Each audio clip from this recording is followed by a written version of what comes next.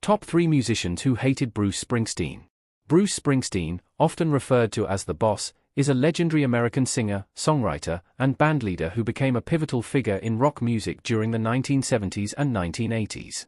He has released 21 studio albums over the course of 6 decades, frequently collaborating with the E Street Band, which has supported him since 1972. Springsteen was instrumental in shaping heartland rock, fusing mainstream rock elements with thoughtful, socially conscious lyrics that illuminate working-class experiences. His concerts, famed for their energy and length, often exceeding 4 hours, are legendary.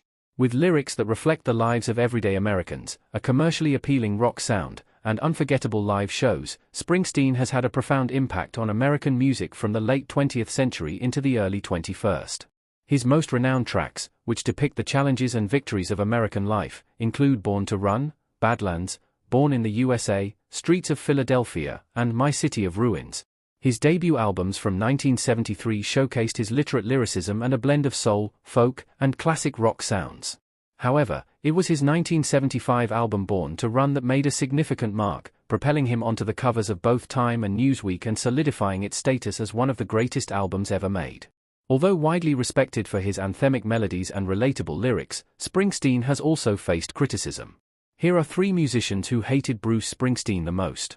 John Lydon. John Lydon, known for his outspoken nature, has openly criticized Springsteen over the years, even receiving backlash from his own bandmates.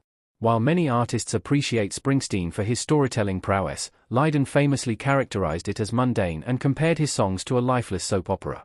The music of the Sex Pistols and Bruce Springsteen diverges significantly. The Pistols express their frustrations with aggressive intensity, whereas Springsteen's discontent is subtler. Both artists aim to question societal norms, yet they pursue this goal through distinctly different means. Lydon dismissed Springsteen's work as boring and uninteresting, expressing, "I just find it really boring. You know, when they're just telling this banal story that you're not very interested in." Keith Richards. Keith Richards has shared the stage with Springsteen but has publicly confessed his lack of enthusiasm for Springsteen's music. While the Rolling Stones, including Richards, inspired Springsteen in his early career, Richards has been cautious in his praise of Springsteen's sound.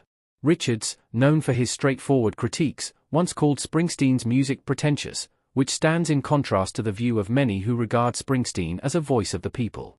He felt that Springsteen's everyman appeal was somewhat exaggerated. In an interview, he noted, "That's a tough one, because I like the guy. But the music? I don't know. I'm the toughest taskmaster of all time. I'm going to annoy a lot of people. Bruce? To me, it's pretentious."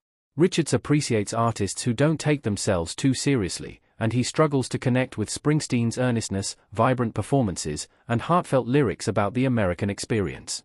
Van Morrison. Van Morrison, a prominent figure in rock and folk music, believed that Bruce Springsteen was encroaching on his creative space. Morrison felt that Springsteen had borrowed aspects of his artistry, even imitating his stage presence. Although Springsteen's music is generally acknowledged as distinct, Morrison perceived it differently, leading him to voice his concerns.